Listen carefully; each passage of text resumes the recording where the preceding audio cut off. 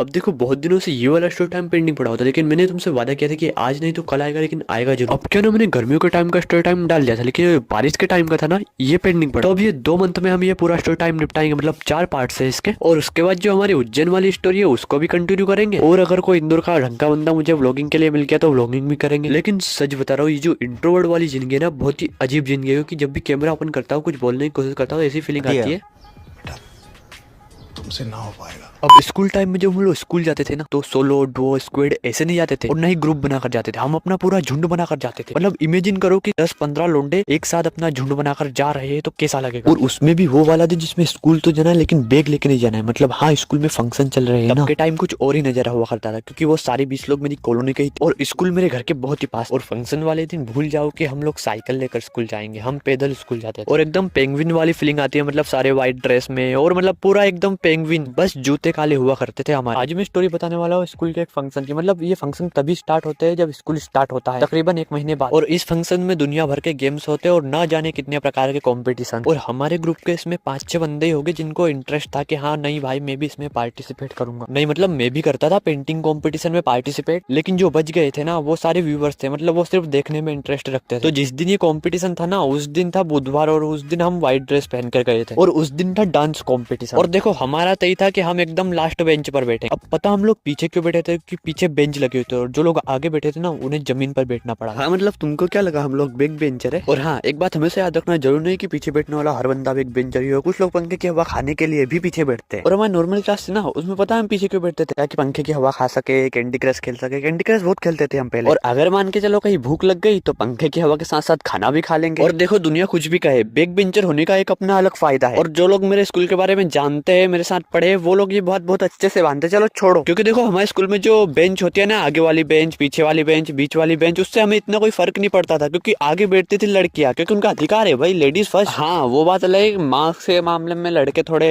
आगे निकल जाते हैं। मैं थोड़ा नहीं बोलूंगा, मैं पूरा बोलूंगा, पूरी तरह से आगे निकल जाते हैं। लेकिन खैर छोड़ो, दुनियादारी की बातों को थोड़ा किनारे रखते हो, और मैं तुम्हें बताता हूँ कि फंक्शन वाले दिन हुआ क्या था। तो मेरे घर के बाहर कुछ दूर पर एक बेकरी पड़ती है, जहाँ पर हम सारे दोस्त इकट्ठे होते हैं और वहीं से स्कूल के लिए रवाना होते हैं। तुम इसे हमारा मीटअप पॉइंट भी बोल सकते हो। और तब के टाइम में इंदौर में फुल मतलब बहुत भयंकर वाले इलेक्शन चल रहे थे, मतलब फुल नेतागिरी वाला माहौल था। और जिस साइड खड़े थे ना हम लोग, सड़क के उसके अपोजिट साइड में एक बहुत बड़ा लोगों का ग्रुप जा रहा था, और वो लोग किसी का प्रचार कर रहे थे, किसी नेता। और सड़क के इस पार हम लोग खड़े थे, और कम से कम 20 लोग तो रहे होंगे हम इस पार। यहाँ से हम लोग चिल्ला रहे, अंग्रेजों भारत छोड़ो, अंग्रेजों भारत छोड़ो। क्योंकि जो लोग रैली निकाल रहे थे ना, वो पता है कैसे सॉन्ग प्ले कर रहे थे, उनको सुनने के बाद कैसी वाइब आती थी, जैसे कि मैं किसी नाच-गाने के फंक्शन में ना, बल्कि 26 जनवरी या फिर 15 अगस्त के फंक्शन में जा रहा हूँ। और वो जो लोग प्रचार करने जा रहे थे ना नेता का, उनकी पूरी भीड़ हमारी तरफ ऐसे घूर घूर कर देख रही थी। यार मतलब बड़े अजीब लोग हैं। लेकिन क्या ना, हम लोग मतलब वो हमारे थोड़े पहचान वाले थे, तो कुछ ज्यादा बोला नहीं उन्होंने, हम मजाक मस्ती में चीजें निकल गई। और फिर हो गए हम लोग रवाना अपने स्कूल के लिए, जो कि पड़ता है छावनी। छावनी एक जगह है इंदौर में, वहां पर स्कूल था हमारा। और ये बारिश का मौसम था, लेकिन पानी नहीं बरस रहा था। मतलब किस्मत इतनी खराब थी ना हमारी, क्योंकि पानी बरसता तो हम लोग स्कूल ही नहीं जाते ना, समझ रहे हो ना, फायदा हो जाता यार। और ये जैसे तैसे पूरी दुनिया के मजे लेते हुए हम लोग स्कूल पहुंच गए, पूरे फिक्स 11 बजे। और घुसते ही मैडम ने हम लोगों को रिमांड पे ले लिया। किसी को जूते के लिए पकड़ा, किसी को टाई के लिए, किसी को बोला कि तूने इन नहीं किया, और मतलब दुनिया भर की बातें, मतलब तुम समझ सकते हो यार। और फिर क्या होता है, थोड़ा सॉरी, थोड़ा कॉम्प्रोमाइज, थोड़ा तुम सहो, थोड़ा हम सहे, और जैसे तैसे करके हम लोगों को स्कूल में एंट्री मिल गई। और ये जो फंक्शन है ना, ये एक हॉल में होने वाला। और जब हम 20 के 20 लोग हॉल में एंटर हुए ना, तो प्रिंसिपल ने मेरी और मेरे कुछ दोस्तों की शक्ल देखकर ही एक टीचर को बोला कि जाओ इनके पास खड़े हो जाओ, और एकदम इनके पास जाकर बैठना, एकदम इनके सिर के पास, नहीं तो ये बहुत मस्ती करेंगे, बहुत शोर शराबा कर देंगे, पूरा शो बिगाड़ देंगे। लेकिन जिस टीचर को प्रिंसिपल ने बोला था पीछे बैठने के लिए, उस टीचर ने हमारे क्लास के एक मॉनिटर को और एक और हमारा सीनियर था जो, उसको हमारे पास लाकर खड़ा कर दिया। लेकिन वो दोनों मॉनिटर जानते थे कि भाई उधर जाना मतलब कि उड़ता तीर लेना, तो बस वो हमारे पास में चुपचाप खड़े थे, ना कोई एक्शन ना कोई रिएक्शन। अब फंक्शन कुछ ऐसा था कि वहाँ पर कुछ लोग डांस भी करेंगे, कुछ लोग शायरी सुनाएंगे, कुछ लोग जोक सुनाएंगे, मतलब ऐसा कुछ था वहाँ। लेकिन जो वहाँ का एंकर था ना, वो कुछ ज्यादा ही ओवर स्मार्ट था, मतलब उसकी किसी से बनती नहीं थी हमारे ग्रुप में। और उस प्रोग्राम का जो होस्ट था ना, उस भाई की वजह से हमने कई पनिशमेंटों को झेला, और कभी कभी तो बिना गलती के भी झेला है। तो आज हम ठान के आए थे भाई, देखो भाई आज हम हिसाब बराबर करके जाएंगे। सबसे पहले एक बंदा आया जोक सुनाने। अब बंदा जोक सुना रहा है, जहाँ पे हंसी नहीं आ रही वहाँ पे हम लोग ताली बजा रहे हैं, और जहाँ पे हंसी आ रही वहाँ पे कुछ रिएक्ट ही नहीं कर रहे हैं। अब जो लोग आगे बैठे थे उनका सारा ध्यान हमारी तरफ। ये कैसे लोग हैं यार, मतलब यूँ कह लो कि इंटरटेनमेंट के नाम पे जो बंदा वहाँ पे स्टैंड अप कॉमेडी कर रहा था ना, उससे ज्यादा कॉमेडी लोगों को हम में दिख रही थी। मतलब लोग हमें देख कर ज्यादा खुश हो रहे थे। अब जैसे ही उस बंदे का प्रोग्राम खत्म हुआ, मतलब उसकी स्टैंड अप कॉमेडी खत्म हुई, हमारे ग्रुप से एक बंदा खड़ा होकर बोला कि ठीक है भाई बहुत मजा आया, अगली बार मत आना। अब ये सब खत्म होने के बाद टीचर के पास से हमारे पास फर्स्ट वार्निंग आ चुकी थी, और हम लोग ये भी जानते थे कि ऐसी कम से कम हमें 20 वार्निंग और झेलना है। अब नेक्स्ट आया एक बंदा जो कि कविता सुना रहा था नेचर के ऊपर। उसकी कविता थी ना वो कम से कम 20 मिनट लंबी थी, मतलब कुछ ज्यादा ही लंबी चली थी उसकी कविता। और अगर हम बीच में इंटरप्ट नहीं करते तो कम से कम 1 घंटा चल। अब जब भी कोई नया पार्टिसिपेंट आता था ना तो उससे पहले हमारे होस्ट भैया कुछ सवाल पूछते जनरल नॉलेज, और पूछते भी क्या है बताए कि बल्ब का आविष्कार किसने किया। जो बंदे पीछे बैठे हुए थे ना वो बारी बारी से बोलते भाई मैंने तो नहीं किया, मैं भी बोल दिया भाई मैं भी नहीं था, मैंने भी नहीं किया, और ऐसे 4-5 बंदों ने रिपीट कर दिया। और इसके बाद हमारे पास सेकंड वार्निंग भी आ चुकी थी। अब आया वो शायर, मतलब अगला पार्टिसिपेंट, उसको हम शायर बोलते थे, और आज वो कविता सुनाने आया था। और यही से मेरे दोस्त को थोड़ी चुल मची, बोले भाई रुको अभी आता हूँ, क्योंकि कहीं ना कहीं उसने देख लिया था कि जो हमारा होस्ट था ना उसने अपने माइक को खिड़की के पास रखा है और पार्टिसिपेंट को अलग माइक दिया हुआ। फिर क्या था, हमने देखा कि माइक खिड़की के पास रखा है तो आप पहुंच गए खिड़की के किनारे पे, और हम लोग 2 लोग गए। और जब भी वो बंदा बोलता ना कि ऐसा करोगे तो पेड़ तुम्हें क्या देगा, तो हम लोग फोन के स्पीकर को माइक के मुंह पर ले जाकर ये प्ले कर देते, 150 रुपया देगा।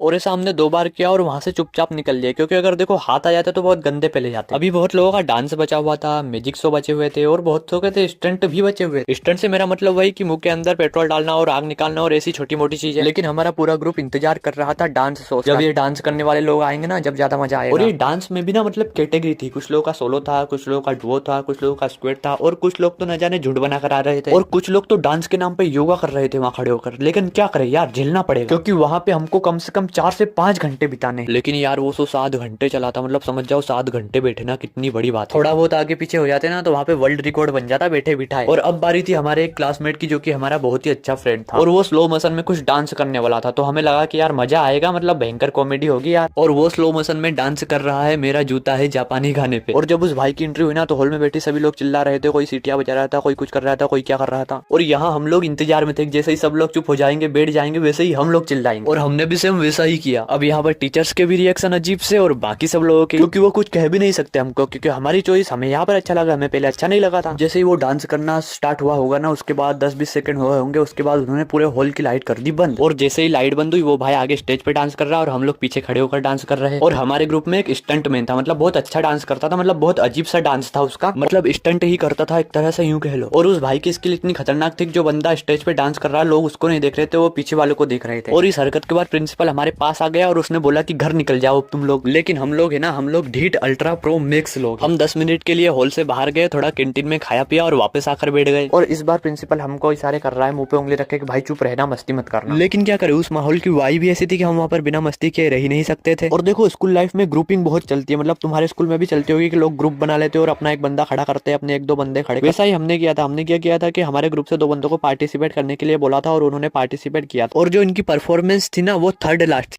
लेकिन हम लोग जानते थे कि ये 3rd लास्ट नहीं, ये एकदम ही लास्ट है, मतलब इसके बाद आगे ही नहीं बढ़ेगा, क्योंकि हमने गाना ही ऐसा चूज किया था। हमारा गाना था नागिन डांस वाला, जो कि शादियों में बजता है, वो नाग नागिन का गाना बजता है ना वो। अब ये 2 भाई लोग स्टेज पे जाके उन गानों पे नाच रहे हैं, बिल्कुल वैसा ही डांस जो आप लोगों ने शादियों में देखा है, जो नागिन डांस करते हैं ना एकदम देसी स्टाइल में, वैसे नाच रहे हैं। और वो गाना है पूरे 5.5 मिनट का। अब इमेजिन करो कि तुम्हारे सामने बहुत सारे लोग बैठे और गाना बज रहा है 5 मिनट का, वो भी नाग नागिन का डांस। और डांस करने वाले भी बड़े विचित्र लोग, कई वे माइकल जैक्सन बन जा रहे, कई बीच बीच में उनका भांगड़ा शुरू हो जा रहा है, और कहीं स्लोमो चल रहा है, और कहीं तो क्या ही चल रहा है, और लोग हंस रहे हैं, लिटरली लोग बहुत भयंकर तरीके से हंस रहे हैं। और कॉस्ट्यूम भी कैसा उन लोगों का, जो तुमने वो मूवी देखी है गोलमाल, जिसमें वो नाग वाला बंदा रहता है जिसके चेस्ट पे नाग बना होता है, वैसी कॉस्ट्यूम पहन के आए थे वो लोग। अब जो टीचर्स थे ना उन्होंने उस गाने को पूरा चलने ही नहीं दिया, 3 मिनट में ही शो खत्म। 5 मिनट वाली परफॉर्मेंस को इन्होंने 3 मिनट में ही निपटा दिया। वो इससे नाराज हुए क्योंकि देखो अब कोई बचा भी नहीं था देखने लायक, तो हम लोग निकल लिए वहां से। जो हॉल था उसको खाली कर दिया हम लोगों ने। और जो हमारे दोनों वीर थे जिन्होंने इतना खतरनाक स्टंट किया स्टेज पे जाकर, उनका गाना अधूरा रह गया तो उसको पूरा करना था। तो हमारे क्लास में एक चेतन नाम का बंदा था, उसने अपनी कार के सारे कांच खोले, मतलब कि सारी गाड़ी ओपन कर दी और वहाँ पे गाने प्ले करने लग गया, वो भी स्पीकर पे, वही नाग नागिन वाला गाना। और उन दोनों को ग्राउंड में नचवा रहे वो लोग। और जो बंदे हॉल के अंदर बैठे थे वो झांक झांक कर देख रहे कि बोले यार क्या है यार, ये लोग क्या कर रहे हैं। और इस बात से तुम अंदाजा लगा सकते हो कि कितना खतरनाक था हमारा स्कूल लाइफ। और जो हम लोग करते थे ना वो मजे के लिए करते थे, एंटरटेनमेंट के लिए करते थे, ताकि लोग बोर ना हो। और जो इस प्रकार के इवेंट होते थे ना वो एक्सीडेंटल इवेंट होते थे, ना कोई त्योहार है ना कुछ है ना कुछ, बस ऑर्गेनाइज कर दिया। और सच बता रहा हूँ, तुम 3-4 घंटे वहाँ पर बैठ जाओगे ना तो पक जाओगे, सर फोड़ लोगे। और लोग बोर ना हो, लोगों को मजा आता रहा, इसलिए हम जाते हैं वहाँ। अब जब ये प्रोग्राम खत्म हो गया तो जो बंदा था ना जो कविताएं सुना रहा था, और बीच बीच में हम वो ऑडियो प्ले कर दे रहे थे कि 150 रुपया देगा वाला, वो जो ऑडियो था वो प्ले कर दे रहे थे ना हम लोग, वो बंदा ऑफेंड हो गया और लड़के लोगों को लेकर आ गया हम लोगों को मारने के लिए, वो भी स्पेशली हम 4 लोगों को। और ये फर्स्ट टाइम था हमारी लाइफ में कि ऐसा कुछ हुआ है हमारे साथ, मतलब पुलिस हो गया था, बहुत सारा रस्टिकेट भी हो गए थे हम लोग। वो मैं बताऊंगा तुमको नेक्स्ट पार्ट। तब तक के लिए नेक्स्ट पार्ट कब आएगा उसके अपडेट के लिए तुम मुझे इंस्टाग्राम पर फॉलो कर सकते हो, डिस्क्रिप्शन में तुमको लिंक लिंक मिल जाएगी इंस्टाग्राम की। और वीडियो को लाइक शेयर सब्सक्राइब जरूर कर देना, क्योंकि ऐसा करने से देखो गर्लफ्रेंड मिलती है। अब आजमा के देख लो चाहो तो आपके सामने एक बड़ा सा रेड बटन है। हाँ, है।